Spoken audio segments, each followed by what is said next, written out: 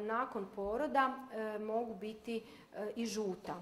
To je takozvana fiziološka žutica, dakle djeca požute iz razloga što imaju veću količinu eritrocita nego što im treba. Intrauterino nema puno kisika, pa im treba veći broj eritrocita da bi mogli disati, a kad se rode više im ti eritrociti nisu toliko potrebni, tako da se oni raspadaju. No međutim, jetra novorođenčad je nezrela i nije u mogućnosti da eliminira te raspadne dijelove eritrocita, između ostalog i bilirubin, odmah, tako da se taj bilirubin zadržava u koži i sluznici, pa djeca znaju požutiti, odnosno požute.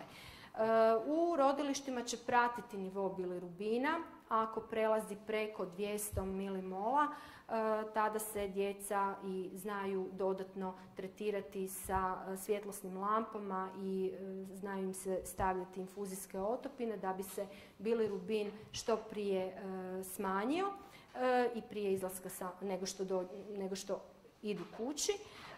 No, ukoliko izađete doma i dijete je još uvijek žuto, dobro je dijete povremeno držati na dnevnom svjetlu, znači tijekom dana da budu izloženi dnevnom svjetlu, da ne budu direktno na suncu, ali je isto tako važno dojenje.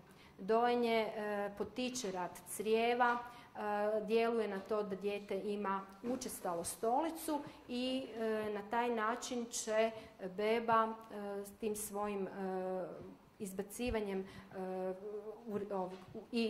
i ovog fekalija i urina izbaciti suvišni bilirubin iz organizma i smanjivat će se žutica postepeno. Žutica potpuno prestaje negdje do 3 tjedna nakon poroda, znači do 3 tjedna života dijete je totalno bez povišenog bilirubina. Žutica ukoliko raste, odnosno ukoliko nivo bilirubina se povećava, može utjecati na mozak, znači sam bilirubin se taloži u moždane stanice i utječe na simptome koji su vidljivi na djetetu, da je dijete pospano, da na neki način preskače obroke, odnosno da ne jede i nije više aktivno onako kako je bilo ili kako bi trebalo biti. Ukoliko se takvi simptomi pojave, važno je onda kontaktirati pedijatra i javiti se pedijatru na pregled i pregledati, ispitati taj nivo bilirubina.